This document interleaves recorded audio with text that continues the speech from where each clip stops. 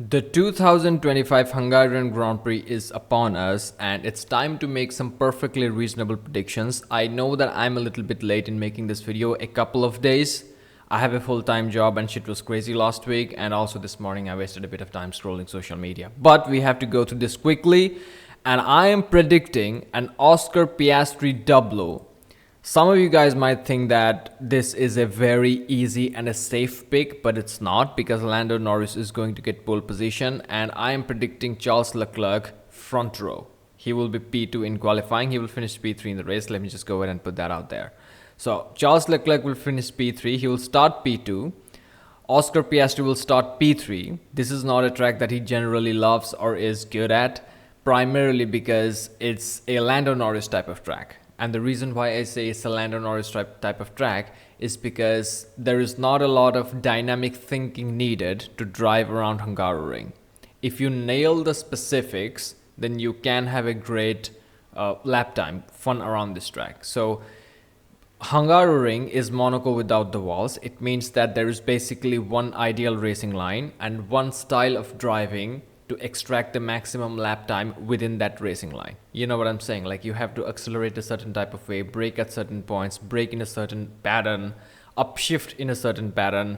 And Lando Norris is good at these type of mathematical tracks. He was very good in Monaco, but he's not that good in free-flowing dynamic drivers tracks like Spa and Bahrain and Imola and these type of circuits, because the free-flowing driver circuits force you to dynamically think and find the right racing line in each corner to corner. Lando is not good at that. So he is good at nailing the specifics and doing the mathematical type of thing. And Oscar Piastri will overtake Lando in the pit stops. He's going to undercut Lando. So that's the big prediction that I have. So Lando will get away well. I know it sounds surprising, but Lando will get away well. Charles Leclerc P2. Oscar Piastri will start P3. And he will make the overtake on Charles Leclerc after a few laps. Leclerc will defend very well. It's that there's not a lot of overtaking opportunity, and if you hug the inside while going into turn 1, you can always run your opponent wide. He is going to be able to do it for a couple of times. Oscar Piastri after that will get in the second DRS zone, and then he will make the overtake, but by this time Lando Norris will be a few seconds away, and he is quick on this track, so closing the distance and making the pass on track is going to be difficult for the Australian Championship leader. So what he's going to do is he's going to undercut this guy and go ahead and make the move stick. Then we got Isaac Hadjar in P7. He is going to have a great day in qualifying. So earlier I was thinking it's going to be Liam Lawson who will be scoring some points, but Liam Lawson, as we have seen before, is shit at qualifying but great at race pace.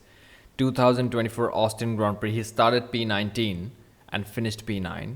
Great performance, but in qualifying something happens to him, kind of like Carlos Sainz, kind of like Lewis Hamilton, and he's going to lose out. So at the start of the weekend I was thinking the Racing Bulls are going to be quick around here, a lot of corners, but it's not going to be Liam Lawson because he's not that good and consistent in qualifying. Hadjar is very consistent in qualifying. Then we have to give Osama bin Russell a P5. Mercedes have been looking weaker recently, but they have reverted back to their not original, but like the older suspension thing, because the new upgrades they brought was shit. So Osama bin Russell will get a undeserved P5. It'll be like a does nothing P5 type of race. Lonely race. And another person who will have a lonely race is Max Verstappen. Actually, so far, if you look at the practice 1 and practice 2 results, it doesn't look that good for Red Bull. But they have a new upgrade and they're figuring it out. They're testing new things. They're finding the balance in the right performance window. He is having some grip problems in the second practice session, which I think they're going to figure it out. You will never know the true pace of Red Bull, particularly Max Verstappen's Red Bull, until the final runs in qualifying has been completed. So you got to be a little bit patient about that. So Max Verstappen, P4, it's going to be the reflection of his true pace. He's just going to bring in some nice set of points, nice chunk of points, but he won't be troubling the top 3 by that much. And also it's going to be very difficult to overtake anyway. Up next, we have Lewis Hamilton in P6. And I was inclined to say that Lewis would finish higher up, but I don't think he still understands the car. I don't think he still understands how the upgrades work with each other properly in order to extract the maximum out of it. And recently they had the suspension upgrade, and even though he had a good recovery in the Belgian Grand Prix, the main race, he was nowhere in the qualifying when it comes to sticking in the fastest lap. And also in the free practice session so far, he's not been comfortable. He has said that there was some issue in his Ferrari in the first qualifying session, and in the second qualifying session also he was, I think, 3 tenths behind Charles Leclerc, 2 tenths and a bit behind Charles Leclerc, and that's enough to lose 2 positions in the qualifying session. You cannot make much of a progress during the race, and I genuinely don't think Ferrari is going to pip these two guys in terms of strategy. Red Bull are very aggressive in terms of their strategy, and Max is going to scream on the radio if they let him undercut. You remember Hungary 2024, how crazy this guy was, so they're not going to let it happen twice. And Mercedes, they're going to run secure, and they will secure P5 with George Russell. So Hamilton P6, Isaac Hadjar P7. Then we have the three next position.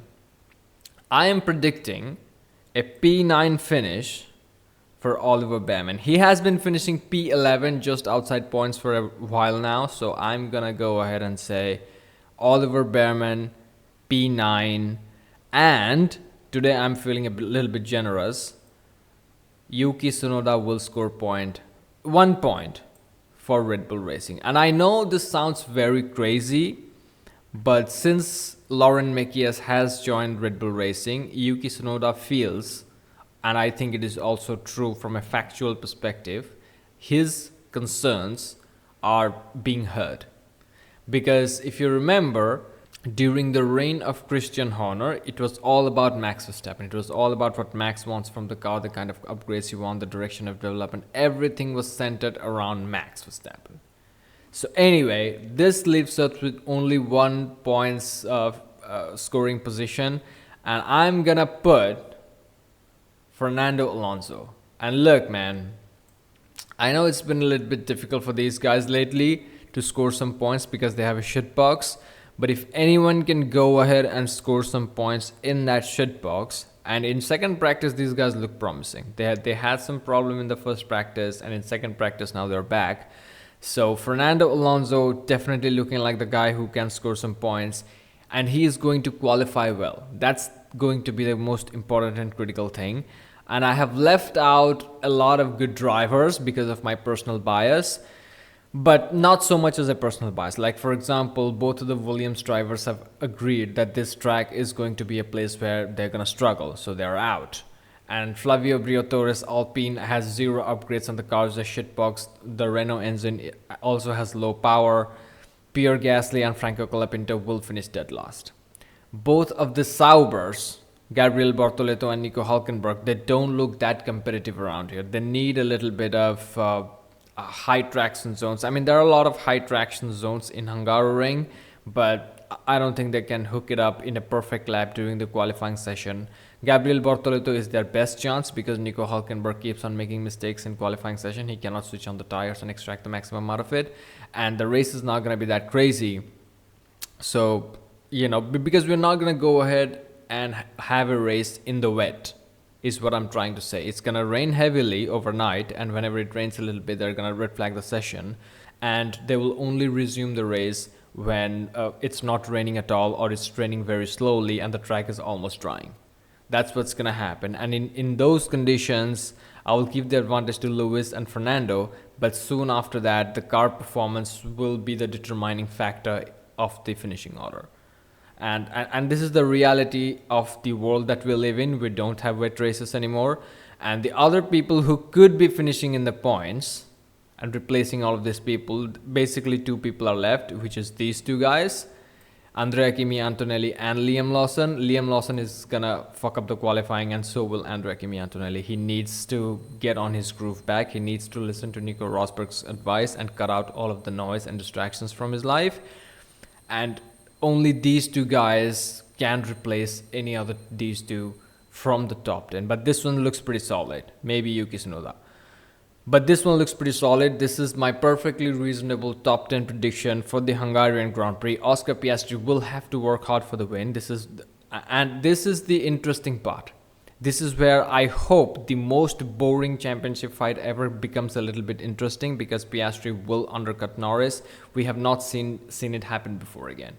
We have seen Norris try the same thing in the Belgian Grand Prix, but then Oscar immediately covered him, because Oscar was the car ahead in Belgium, and when he heard that Will said to Norris that box to overtake, Oscar is like, you know what, fuck this, I'm going in first. And then, he won the race. But this time, I think he's going to find a way in order to make this work.